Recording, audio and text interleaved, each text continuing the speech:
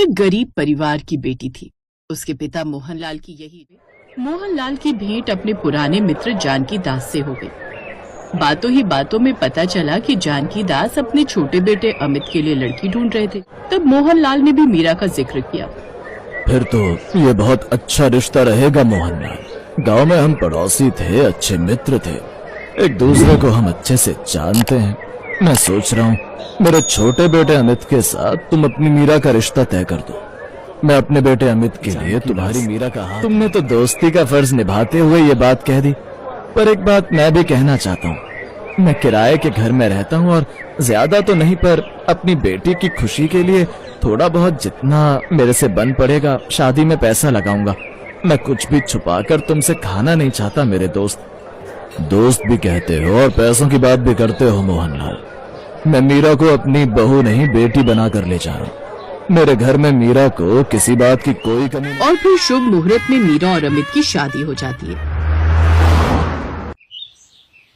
शादी के बाद अमित को ऑफिस के काम से कहीं बाहर जाना था। मीरा, मैं जानता हूँ शादी के एक हफ्ते बाद ही मेरा ऑफिस के काम से बाहर जाना तुम्हें अच्छा नहीं लगेगा। सच कहूँ तो मुझे भी अच्छा नहीं लग रहा कि मैं नई नई शादी हुई और तुम्हें अकेला छोड़कर जा रहा हूँ। मैं यहाँ अकेली कहाँ हूँ? मेरे साथ माँ जी हैं, बाबूजी हैं, भैया भाभी हैं, तो मुझे किस बात की चिंता? आप अपना काम आराम से कीजिए, काम पहले जरूर। मीरा के ससुराल में जानकी दास जी का एक मुंह बोला बेटा जिसका नाम शेखर था, वो भी रहता था। शेखर जब बहुत छोटा था तब जानकी दास जी को सड़क पर अनाथ अवस्था में मिला था। शेखर जानकी दास जी का बहुत सम्मान करता था। उसे पता था कि उसकी जिंदगी में खुशियां लाने वाले जानकी दास ही हैं। अमित भैया, कैब आ गई। हाँ, आता हूँ। अमित सबसे विदा लेकर ऑफिस के सिलसिले में चला जाता, पर एक अनहोनी हो जाती है। अमित जिस फ्लाइट से जा रहा था उसके क्रैश होने की खबर ने पूरे परिवार को झकझोर कर रख दिया। जानकी दास जी, उनके बेटे और बहू सभी इस भयानक सच को स्वीकार नहीं कर पा रहे थे। चारों तरफ मातम। मीरा की तो जैसे दुनिया ही उजड़ गई थी। अभी तो उसके हाथों की मेहंदी का रंग भी नहीं उतरा था और उसकी मांग का सिंदूर छिन गया था। ये कैसा दुर्भाग्य है भगवान। अभी तो मेरे घर में खुशियां आई थी और अभी इतना भारी दुख कैसे झेल पाएगी बहू। मेरा अमित, मेरा बच्चा, मेरा बेटा, ये भगवान, ये तुमने क्या किया? अचानक जानकी दास जी को दिल का दौरा पड़ जाता है और वो जमीन पर। एक साथ घर में दो लोगों के स्वर्गवास होने से घर में और आस पड़ोस में तरह तरह की बातें होने लगी। मैं तो कहती हूँ घर में मनहूस बहू को ले आयो। हमारे घर में ऐसा कभी भी नहीं हुआ। इसके आते ही घर का सारा सुख चैन छिन गया। बड़ी बहू सही कह रही है सरोज बहन, तुम्हारी छोटी बहू मनहूस है, काली नजर है इसकी जो तुम्हारे पूरे परिवार को लग गई है।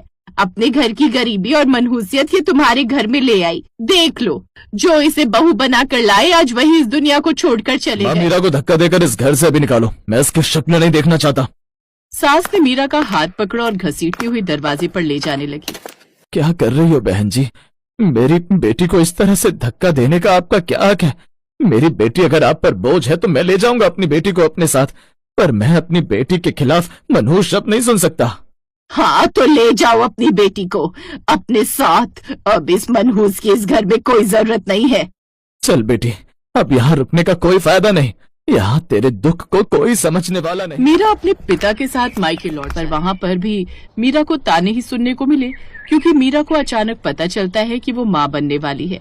देखो तो, शादी के बाद तो पति एकदम ही गुजर गया, फिर ये माँ कैसे बन गई?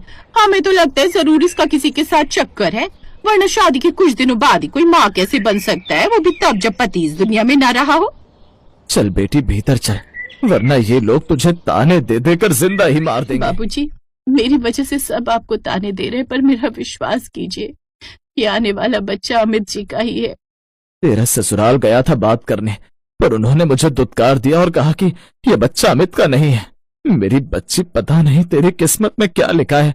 अब बस भगवान ही तेरे जीवन को खुशियों से भर सकता है। मैं तो बस भगवान से यही प्रार्थना करता हूँ, मेरी बेटी के जीवन में खुशियां दे दो प्रभु। मेरी बच्ची बहुत दुखों से गुजर रही है। बाबूजी, वो मैंने आपको बताया था ना कि मेरी एक साड़ी की दुकान पर नौकरी लग गई है। मैंने सोचा घर पर मन नहीं लगते और आगे खर्च भी बढ़ रहे हैं तो थोड़े पैसे आ जाएंगे तो आपको भी सहारा रहेगा। मैं कल से ही काम पर चली जाऊंगी बाबूजी। हाँ हाँ जरूर बेटा, जा, तेरा मन भी लगेगा, वरना मैं काम पर चला जाता हूँ। तो घर में तू अकेली उदास बैठी रहती है। मीरा ने एक साड़ी की दुकान पर नौकरी करनी थी। धीरे धीरे दिन बीते और मीरा ने अपना ध्यान काम में लगा। मीरा रोजाना सुबह उठकर घर का काम करती, अपने पिता को काम पर भेजकर और खुद सारे जरूरी साड़ी की दुकान पर पहुंच जाती।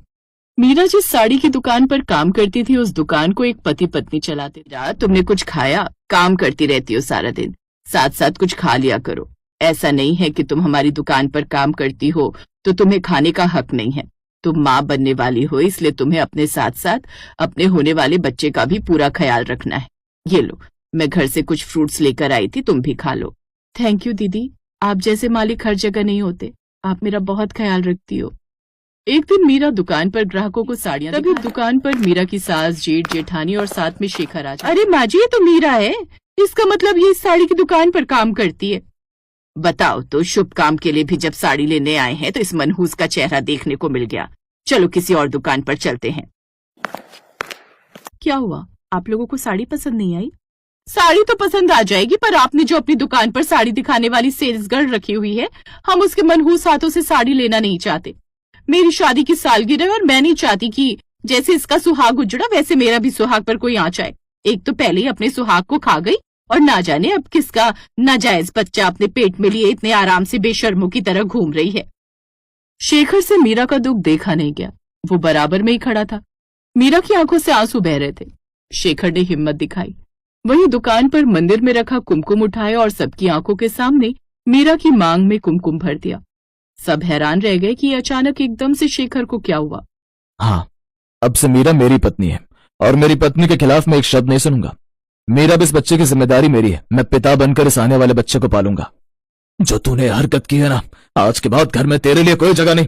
अब तक बाबूजी थे तब तक तेरी उस घर में जगह थी, वरना तू तो हमारा नौ। मुझे भी अब उस घर में रहने का मन नहीं।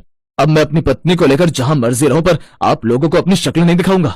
मीरा की सास और जेठ जेठानी अपना समूह लेकर वहां से चले जाते। मीरा के मालिक मालकिन दोनों मिलकर साड़ी की दुकान में ही मीरा की शादी की अरेंजमेंट करते हैं और फिर मीरा अपने पिता को भी वहीं बुला लेती है। छोटी सी शादी मीरा की जिंदगी में बड़ी खुशी ले आती है।